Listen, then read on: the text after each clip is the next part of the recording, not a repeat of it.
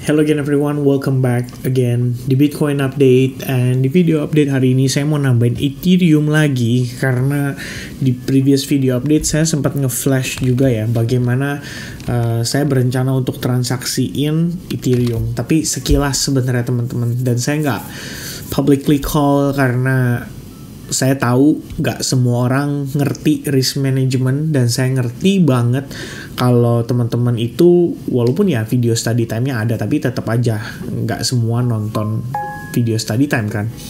But anyway, di video hari ini saya tambahin hype juga atau hyperliquid. Ini based on previous video update. Saya lihat komentar and I think hyperliquid ya is the one yang dipilih sama teman-teman juga. Nanti kasih tahu lagi di bagian pin comment kira-kira apa nih ya berikutnya teman-teman. Anyway guys, hari ini kita dapat berita yang cukup menarik. Nanti saya akan cover secara mendetail ya berhubungan dengan Genius Act dan menurut saya gimana pandangannya terhadap market. Kan begitu ya. Nah, paling penting teman-teman sekalian, saya pengen inform antara Jumat malam banget atau Sabtu siang kita akan ada live streaming. So live streaming itu berdasarkan likes button yang kalian kasih di previous live streaming. And anyway guys, just want you guys, ya, saya cuma mau tahu teman-teman ya, if we can achieve another 1,000 likes button di video ini, maka kita mungkin akan live streaming 2 kali minggu ini ya, semoga teman-teman. Oke, anyway, tanpa berpanjang lebar, kita langsung masuk ke dalam market update ya. Jadi guys, hari ini ada 2 event menarik ya. Yang pertama adalah Trump itu menandatangani Genius Act ya. Genius Act itu Clarity, Genius, and Anti-CBDC Surveillance Act. Ini adalah Genius Act ya. Apa aja nih ya yang diutamakan gitu. Sebenarnya ada data-data detailnya teman-teman. What to know about ya. Ini kita tinggal klik aja, sebenarnya bisa di direct lagi sih. Cuman buat lebih gampangnya ya teman-teman sekalian ya, Genius Act ini lebih ke arah clarity atau pencerahan terkait dengan masalah regulasi. Dia salah satunya adalah seperti mana kripto yang dianggap komoditi, mana kripto yang dianggap security ya. Kalau misalnya dianggap security sekalipun, melalui act ini SEC itu atau lebih tepatnya si perusahaan kripto ini dikasih waktu 3 tahun untuk berkembang dulu atau menunjukkan kepada SEC bahwa mereka memenuhi kualifikasi untuk kemudian dianggap sebagai perusahaan yang bagus gitu ya. Kalau kita bilang gampangnya begitu ya, bagus bukan berarti dari segi harga doang kan, tapi bagus dari segi perkembangan komunitas, mungkin kegunaan dan macam-macam teman-teman. Itu adalah salah satu yang bisa dibilang salah satu yang menjadi pertimbangan. Terus kita lihat apa lagi ya teman-teman ya. Tadi saya ada baca-baca juga ya. Proteksi untuk developer dan inovator dan pendanaan riset dan edukasi. Ya selebihnya nggak terlalu penting sih. Mungkin lebih kepada exchange dan platform ya. Tapi lebih penting lagi, kondisi ini bisa dibilang merupakan adopsi yang masif ya. Itu berarti kita berbicara soal bagaimana kripto ke depannya kan. Regulasi semakin jelas. Lebih penting dari itu adalah akan membuka lebih banyak inovasi lah ya di industri digital ini gitu. Karena sekarang ini bisa dibilang udah ada dukungannya gitu kan, terutama dari segi pemerintahannya. Dan ini artinya mungkin kedepannya ETF ya beneran nggak cuma mentok di Bitcoin doang, nggak cuma mentok di ETF doang, Ethereum doang, tapi juga akan ada yang berikutnya. Itu XRP ya, salah satu kripto yang jadi jagoannya di jagoannya di kripto gitu kan. XRP so far masih bagus juga, maybe itu salah satu. Terus selain daripada itu Cardano ya, Charles Hoskinson, karena Charles saat ini kan sebagai penasehat untuk US guys di kripto industrinya. Jadi I don't think Cardano nggak akan kebagian gitu ya. Pada akhirnya Cardano akan kebagian juga, karena kalau nggak kayak gitu kayaknya Charles Hoskinson juga mungkin nggak mau ngerjain, males ya, lebih kurang gitu. Dan ya itu adalah salah satu yang bisa dibilang cukup baik sekali, dan sudah ada proses di mana Trump akan tanda tangan ya, atau lebih tepatnya ini udah ada bentuk video nih ya, ini lagi live juga streaming dan dia lagi mau tanda tangan ya. As per now dia mau tanda tangan sih, market safe and resilience ya, maksudnya masih kalem-kalem aja, nggak terlalu gimana banget gitu. Tapi pada intinya itu harusnya dianggap sebagai adopsi yang positif ya untuk market. Nah, yang kedua teman-teman, yang kedua ini adalah drama Trump ya. Trump hari ini menjadikan market itu seperti meme coin atau coin micin ya. Kenapa begitu? Karena Trump ini GOP ya, adalah Grand Old Party alias partainya dia, Republik teman-teman, itu bertanya kepada pembuat kebijakannya, apakah sebenarnya dia harus pecat the Fed gitu kan, the Fed lagi harus pecat Powell gitu. Kemudian tiba-tiba masuk berita ya kan, kalau Trump terindikasi akan memecat Powell menurut pernyataan para pembuat kebijakan. Ini saya rasa pembuat kebijakannya atau mungkin dari partai ini juga mungkin ada main kali ya di financial market. Jadi kita bilang manipulasi. Jadi begitu keluar statement ini, US dollar tuh dibanting, S&P 500 turun. Kalian bahkan lihat ya, pernah lihat nggak tuh euro kayak koin micin? Nah ini dong, hari ini doang nih ya. Bayangin euro naik 1,3% and then balik turun 0,9% atau 1% lagi, cuma karena setelah keluarnya berita ini, 1 jam kemudian ya, ini kan hot nih ya, kata White House, Trump kelihatannya akan pecat Powell. Kemudian Trump spoke to lawmakers about Powell. Trump juga udah bikin draft untuk surat pemecatan Powell. Tiba-tiba 1 jam kemudian Trump bilang, kita nggak ada rencana tuh untuk ngelakuin apa-apa. Boom, market recovery, US dollar, euro langsung rontok lagi. Ya, kondisi itu berlangsung cepat banget teman-teman. And then Trump bilang ya, ditanyakan, lu beneran mau pecat Powell gitu? Enggak ada rencana. Udah begitu doang. Ya, market langsung kayak meme coin guys. Even buat market forex yang market capnya luar biasa gede banget, itu udah kayak meme coin. Thanks to Trump. Ya, amazing guys, amazing. Bahkan di sini udah pernyataan secara tegas, report ya on firing Powell itu tidak benar. That's it. Bam, market react dengan kondisi seperti ini. Menurut saya ini luar biasa sih ya. It's a very very crazy guys. Oke, but anyway ya, Trump udah melakukan aktivitasnya, probably dia udah buy the dip ya untuk stock market atau mungkin untuk crypto, saya nggak tahu juga, tapi yang pasti overall itulah ya kerjanya Trump. So anyway guys, ini tadi siang banget ya, sekitar jam 2 siang saya udah ada update duluan di Telegram group. So buat kalian yang mungkin belum gabung di Telegram group, caranya gampang banget ya, mampir ke bagian deskripsi daripada video, di sini ada grup Telegram, tinggal diklik aja dan itu gratis guys ya. Jadi kalau SAG itu mungkin paid group, tapi kita baru open itu, hari ini harusnya udah open guys ya. Kalau misalnya kalian interested, jangan lupa cek juga di website karena itu harusnya udah bisa diakses sama teman-teman. And ya, Telegram saya udah update duluan. Jadi memang saya udah pernah commit ya, saya udah janji sama teman-teman kalau saya pengen update Bitcoin ya, daily range. Dan kalau saya ngelihat Bitcoin pada saat momen dimana after saya create video and then ternyata ini ada perubahan yang lebih signifikan nih ya, harus saya update teman-teman. Ya lebih kurang saya update gitu. Jadi saya sampaikan di sini. Situasi Bitcoin per saat ini banget ya, kita reacted dari zona demand. Ada proses reakumulasi dengan ascending triangle. Kemudian jatuhnya ada potensi kita bottoming dari koreksi yang terjadi sekitar 2 hari terakhir. Apa konfirmasinya? Kalau harga sukses claim supply, alasannya supply atau order block ini merupakan reaksi atas CPI. Karena kan CPI tekannya kuat ya teman-teman. Dan itu sangat impulsif, high volume ya.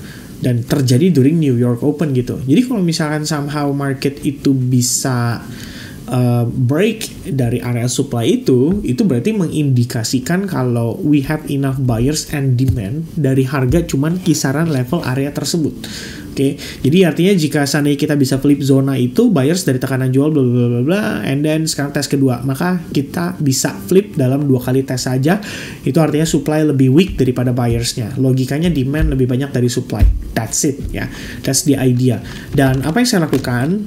Sebenarnya kalau saya update di Telegram ya obviously kita ngomong soal outlook gitu ya teman-teman sekalian.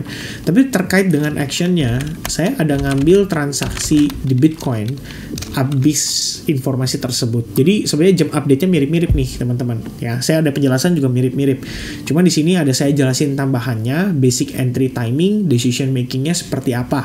Well, that's the one yang saya execute pada malam hari ini, terutama after data PPI juga ya teman-teman. Setelah rilis data PPI, bisa dibilang nggak ada yang perlu dikhawatirkan gitu. Kenapa? Karena setelah kita cek kembali data PPI, itu datanya turun guys ya. Jadi amazingly di luar ekspektasi dari para pelaku pasar, termasuk dari forecast dan juga konsensusnya.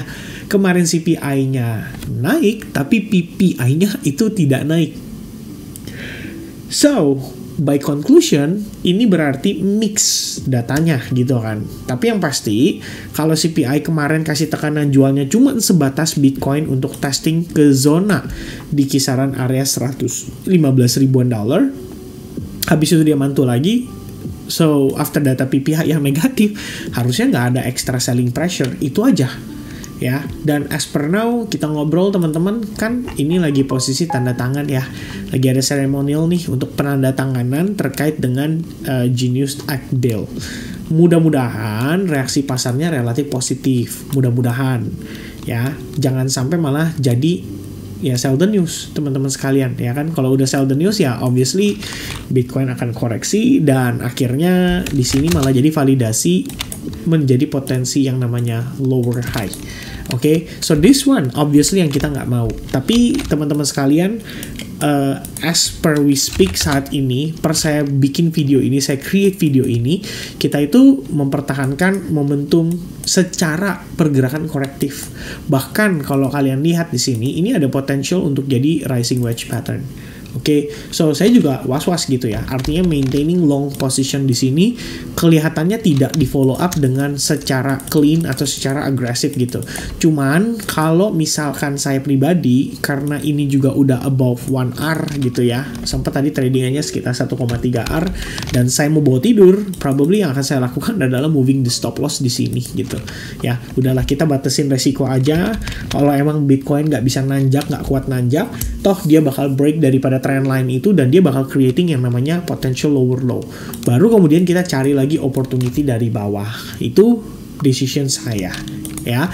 Jadi kalau Bitcoin nih on the daily perspective kemarin closing itu dalam keadaan bearish engulf, masalah yang bukan masalah sih, tapi menariknya adalah kita malah melihat dia tuh closingnya nggak bisa bener-bener ngeklaim all the body daripada candle yang ini guys. Jadi jatuhnya kalau kita lihat, ini week ini bisa jadi hanya proses untuk nge-sweep liquidity-nya aja. Ya, nge-sweep liquidity-nya aja dari beberapa zona-zona seperti area ini, internal low-nya. Jadi dia di-sweep dulu, dihabisin dulu, supaya buyers-nya diberesin atau dibersihin gitu ya. Long leverage dikeluarin dulu, and then boom, habis itu market baru slowly recovery. Ya, sementara kan yang kita lihat lebih kurangnya seperti itu, apalagi on the daily perspective. Nah, kalau hari ini kita bisa closing above 120 ribu dolar, di atas 120 ribu dolar itu artinya kita mengengulf all this body candle daripada candle yang sehari sebelumnya. Nah, itu artinya momentum buyersnya still strong. Dan salah satu pertimbangan kita ngelihat itu adalah kalau misalnya teman-teman tambahin exponential moving average 8. Ya, kalau Bitcoin bisa bertahan di average 8 itu berarti bagus banget guys. Berarti secara momentum somehow dia kuat. Tuh ya. Jadi kita cuma testing ke EMA 8, sweep liquidity daripada internal low-nya, and then boom, langsung dapat reaction yang cukup impulsif. Lalu dia balik naik, dan pertanyaannya adalah apakah buyersnya masih punya cukup uang atau punya cukup power untuk follow up Bitcoin hari ini hingga nantinya closing di jam 7 pagi itu above atau di atas 120 ribu dolar. One of the reason di atas 120 ribu dolar adalah memang karena di sini kita memiliki zona area supply juga. So rejection ini mungkin kalau kita extend ya lebih kurangnya ke zona ini itu adalah kondisi yang sangat wajar sekali gitu kan, apalagi dia naiknya korektif gitu. Dan 1 hour sebentar lagi kan akan close nih, di 4 hour juga sebentar lagi akan close ya. Kita lihat aja ya teman-teman sekalian, mudah-mudahan sih nggak jadi engulfing kayak begini. Kalau jadi engulfing kayak gini ya saya udah harus siap lah dengan konsekuensi maintain posisi ini mungkin akan berakhir stop loss dalam keadaan break even. Jadi kayak anggap aja nggak ada tradingan teman-teman sekalian ya. Dan buat saya nggak ada masalah, karena kalau seandainya memang dia malah nggak bisa close kayak gitu, ya memang momentumnya berarti lagi lemah dan mungkin malah kita bisa expect dia turun lebih jauh gitu. Itu planning saya teman-teman terhadap si Bitcoin. Nah berikutnya Ethereum nih, ini kemarin banget waktu saya bikin video teman-teman. Jadi saya nggak realize ya kalau ternyata ada nge-flash setup ini gitu. Sebenarnya decision making saya itu udah saya sampein ke grup Discord juga dari kemarin ya. Jadi bahkan before-nya ada ya teman-teman sekalian. The moment waktu saya mulai mention kalau di Ethereum itu ada potential nih ya. Ini next setup, next stop Ethereum bila valid breakout di atas resistance gitu. Ya saya ada sampaikan di sini. ETH OTW breakout resistance major. Saya nunggu BO valid ya. Jika valid diutilize untuk swing dengan SL di bawah low candle tersebut. And then sekitar jam setengah 12 malam saya bilang saya coba masuk di Ethereum based on previous idea, and then this is what happened ya. Technically dari saya creating atau saya create post ini saya share ke sana itu kan sekitar jam 12 atau jam setengah 1 pagi ya teman-teman sekalian. Apa yang terjadi? Actually Ethereum itu masih balik ke bawah guys. Jadi setelah setengah 1 pagi itu masih sempat balik ke sini. Oke, before finally dia start rebound and then creating higher high lagi. Jadi per saat ini saya maintaining posisi on Ethereum ya. Dan kalau misalkan dia nanti successfully creating another higher high, ya kita akan geser lagi SL-nya sampai nanti ya Ethereum sendiri yang memutuskan bahwa oke, I'm done and I'm gonna reverse ya. Maybe itu decisionnya teman-teman sekalian. Tapi kalau misalnya gue kayaknya puas deh ya, dapat 5R nih udah happy gitu, ya udah buang aja posisinya atau TP aja dulu atau close aja dulu posisinya, gak ada masalah kalau menurut saya sih ya. Dan per sekarang banget kabar baiknya adalah Ethereum itu berarti posisinya udah claim resistance yang kita bahas kemarin. Dan per kemarin kita create video ini atau kita review videonya untuk si Ethereum, itu saya ada bahas Ethereumnya agak ini ya, jadi agak ke belakang ngomongin Ethereum dominance, kasih penjelasan kalau di sini ada potensi dia flipping. And untuk Ethereumnya sendiri kalau berbicara dari perspektif time frame yang lebih besar gitu ya, bahwa secara target kita punya ekspektasi itu bisa mencapai 3475-an only after dia flipping 3040-an ini atau 3050. Ternyata prosesnya cepat ya, amazingly prosesnya cepat. Dan Solana juga amazingly hari ini udah flipping juga area resistance ya guys ya. Jadi Ethereum running fast, Solana running fast ya, ongoing close above the zone, and itu artinya kan ada potential untuk dia retest ke level $185 ya. Ini yang saya bahas di previous video update. Mungkin kalau misalkan kemarin nggak ikutin update-nya, boleh cek lagi ya buat supaya teman-teman tahu ekspektasi pada Solana bisa kayak gimana dan planning kalian kayak gimana gitu. So untuk Ethereum-nya gimana nih Vin? Pada intinya kita kan udah successfully breaking ya daripada area resistance itu. Ini saya pakai apa sih bahasanya teman-teman? Ini dia ya. I think this one ya teman-teman sekalian. Dan ini udah secara ternyata secara area supply itu kita udah sampai ya teman-teman sekalian. Secara target sih harusnya bisa ngejar sampai ke 3470-an nih kisaran area-area ini nih. Ini kan di beda beda exchange ya. Jadi secara angka kayaknya beda-beda tipis teman-teman. Tapi lebih kurang ya kita bisa expecting untuk Ethereum testing sampai ke zona ini dalam waktu dekat ya. Bukan dekat lagi tapi ini udah di depan mata teman-teman. Tadi seingat saya udah sempat klaim 3400, kok ini belum sih? Ya, saya lihat tadi di watcher guru kayak Ethereum 3400. Kok belum ya? Ngaco nih kayaknya nih ya, teman-teman. Saya pikir udah. Ya tapi ternyata belum claiming ya. Saya mau juga penasaran ya, kemarin cek video update tuh di mana sih?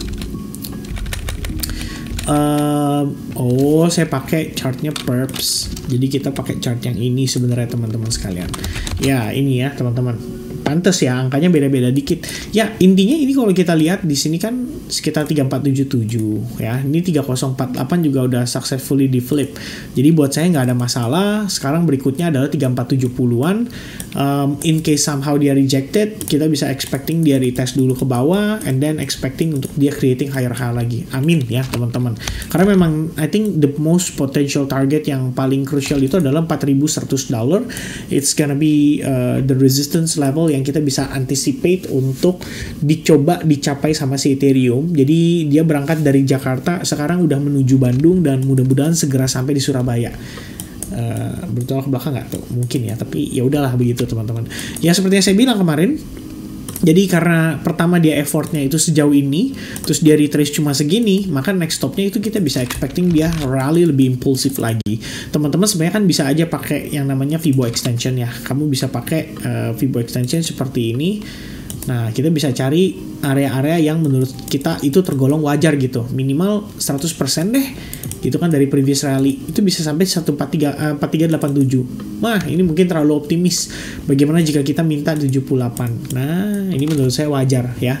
Sekitar 3754. Lalu tambahannya kalau mau bikin cluster Fibo retracement ya kan, kamu tarik dari atas ke bawah and then kita look for minus 1618 ya. Ini yang paling sering yang paling sering dipakai sama para trader gitu. Yang confluence di kisaran 3483 artinya memang dekat 3477 menjadi potential resistance untuk saat ini. So as long dia masih dalam keadaan bullish, as long structure-nya masih mendukung, as long 15 minutes juga masih menciptakan higher high, I think it's much better untuk kita coba maintaining dan keep position ini. Kita coba untuk utilize, kita coba untuk maksimalkan. Dan sejauh ini udah running sekitar 5.5R ya. Jadi risking 1 untuk dapat 5,5, risking 100 untuk dapat 550, risking 1000 untuk dapat 5.500, risking 10.000 untuk dapat 55.000. It was a very nice move in only a single trade di Bitcoin, di Ethereum ya, yang kemarin saya sempat bahas. Oke, anyway guys, the last one is gonna be hype ya.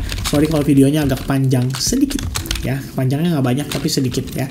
So if we take a look here, hype ya, somehow saya pernah ada analysis, mungkin ada sempat share di during live streaming juga. Saya ada penjelasan di sini harusnya bagaimana market structure shift, bagaimana invalidation level. I think after kita flipping si market structure shift itu, kita nggak pernah lihat hype mengalami invalidation ya. Harga nanjak pullback pun sempat ketahan dan itu mendekati zona invalidation level ini. But anyway, karena dia udah creating new all time high, so apa yang kita bisa expect gitu kan. Sebenarnya teman-teman, seperti yang tadi saya jelaskan ya, Anda bisa ukur untuk potential targetnya menggunakan Fibo extension yang udah paling Fibo eksternal yang udah paling common, yang paling gampang gitu ya. Dari previous pullback-nya aja itu udah dapat di sekitaran 1618 dan 1272. Target terdekat adalah $51 dan target yang berikutnya adalah $58,38. Pertanyaannya, apakah mungkin bisa gitu ya? Kalau kita lihat dari segi market structure, buat saya ngelihat kondisi begini udah no doubt ya. Artinya nggak terlalu sulit nih, karena secara tren daily-nya bagus. Kemudian kalau kita lihat dari perspektif time frame yang lebih kecil, tren yang terdapat di sini juga nggak kalah bagus gitu. Ya ini saya ada chart ini ya, saya pakai chart yang lain aja teman-teman, kebentur ya. Sebagian ada ongoing long ya di hype juga. Posisinya begini guys. Kalau kita lihat ini kan dari daily punya data ya teman-teman. Nah kita zoom in dan kamu cek apa yang terjadi di sini. Technically adalah hype berusaha maintain above the zone. And it was great ya, udah bagus banget dengan kondisi kayak begini. Ya, technically we have this resistance and we have this support. Price maintain di atas level itu dengan amat sangat baik. Kenapa saya katakan begitu? Karena on the hourly perspektifnya sejauh ini kita konsolidasi. Ya, memang kelihatannya bisa jadi triangle, bisa jadi descending triangle ya, tapi lebih gampang ya teman-teman. Yang pasti kita punya SNR di time frame 4 jam. Ini di note dulu SNR time frame 4 jam. Jadi kalau kamu ngeliat dia kayak ngebutut gini, gak terlalu dipusingin. Yang penting adalah SNR itu. The next one adalah kita punya Fibonacci. Ya ini yang paling gampang teman-teman bisa pakai, dan kamu bisa lihat ya zona OTE-nya itu benar-benar dites di level 62% dan 70% retracement. So dia holding di zona ini atau di area ini after dia testing ke area tersebut, right? After dia holding, dia apa yang dilakukan? Ya itu yang tadi saya bilang, membentuk yang namanya akumulasi. Jadi technically ini kan bisa dibilang dia back and forth ya, sideways lebih kurang udah berlangsung sekitar 2 harian. Bagus, berarti ada kemungkinan dia reakumulasi nih, ya kan? Bayangin harga itu dekat dengan all time high, ya all time high-nya kan di sini nih. Tapi kita nggak ngelihat ada selling pressure, so I don't have to be worry kalau misalkan nggak ada selling pressure. Ya udah, coba aja maintain posisinya. Menurut saya nggak ada salahnya gitu kan. Kalaupun dia break dan dia turun, at least kita masih punya area demand di sini. Tapi kenapa saya decide untuk enter kayak begini? Saya kasih penjelasannya. Awal pertama kali, kalau kita lihat harga itu sebenarnya kan sempat begini tuh ya, sampai sini kan saya nggak tahu dong kalau dia bakal konsolidasi. Yang saya lihat adalah oke, harga naik, impulse, and then dia pull back, and then dia maintain ya above that zone dengan baik karena terbentuk yang namanya bullish engulfing terjadi di 62% dan terjadi di SNR time frame 4 jam tadi. Nah, ini ngelit saya ke decision making yang saya tadi jelasin teman-teman sekalian. So technically, apa yang saya lihat adalah okay, you give me a pullback, I'm gonna take the trade from here and I'm gonna use this range sebagai potential stop loss dengan target point ya di posisi yang tadi lebih kurangnya saya bahas di sini. Itu bisa pakai Fibonacci extension or lebih konservatif, you can utilize using this Fibonacci minus 0,27 ya, lebih kurang ya teman-teman. So this is the target gitu kan. Let me check. Oh ya, perkara entry-nya ya, entry-nya berarti saya agak lebih di bawah. I think I'm utilizing 15 minutes ya, dengan mengandalkan dia punya fair value gap di sini. There we go, that's the setup gitu untuk yang saya make a decision teman-teman sekalian. Ya itu ya, after harganya ngejemput tap ya kan, dia sempat turun dulu, masih bagus karena dia mantul lagi rebound. Bolak-balik di sini baru saya sadar, waduh, gua kejebak nih ya, ternyata jalannya kepiting guys. kiri kanan doang ya, boring banget, jalannya kepiting. Tapi nggak ada masalah ya, walaupun dia jalannya kepiting, yang penting itu adalah dia maintaining the momentum dengan cukup baik. Dan kalau kita lihat, ini kan masih ada potensi dia bisa jadi ascending triangle pattern. So it's another condition yang mirip dengan Bitcoin sebelum dia akhirnya rebound. Oke, tapi kalau untuk hyperliquid dia lebih lama nih waktunya. Artinya nanti by the time dia break biasanya sih relatif lebih agresif, lebih impulsif. Mudah-mudahan tidak jadi seperti ini, ya kan? ABC ternyata. Ya dibanting turun dulu baru kemudian ada power untuk dia momentum rebound gitu. Ya, mudah-mudahan sih enggak. Mudah-mudahan reaction dari zona ini udah cukup dan bisa dongkrak harga hyperliquid menjadi naik lebih signifikan. Mudah-mudahan ya. Itu sementara yang saya lihat teman-teman pada hyperliquid dan pada Ethereum secara target mudah-mudahan bisa segera tercapai ya di $3475. Dan kemudian untuk Bitcoinnya sendiri semoga dia bisa survive dari maybe a little bit selling pressure dari area supply-nya. Yang pasti teman-teman, buat saya pribadi di sini udah risk free ya. Saya coba untuk maintain aja beberapa setup yang currently lagi running. I have Aave, I have ETH, ada Hyperliquid, ini ada Renzo, sebenarnya ini discussion aja ya sama our member juga. And I think Pengu ya, it's failing right now. Wow, oke. Tadi saya sempat berusaha untuk maintaining, but I think it's gonna fail now. Well, ya, saya inform dulu ke grup juga deh teman-teman ya after this. Alright, so that's gonna be the update dari saya untuk hari ini. Thank you very much guys for watching the video update. Semoga informasi yang saya delivered bisa bermanfaat dan teman-teman bisa mempelajari sesuatu dari update tersebut. Bahwa terutama ya, saya nggak always winning ya, tetap ada some of the trade yang kita losing, but everything under risk management yang proper supaya kita tidak terlalu greedy juga dan tidak terlalu nekat lah dalam mengambil posisi, supaya mental kita dan psychology kita tetap terjaga. Alright, so that's gonna be the update dari saya teman-teman. Thank you very much for watching. I'll see you guys again in the next update. God bless and cheers guys, bye bye.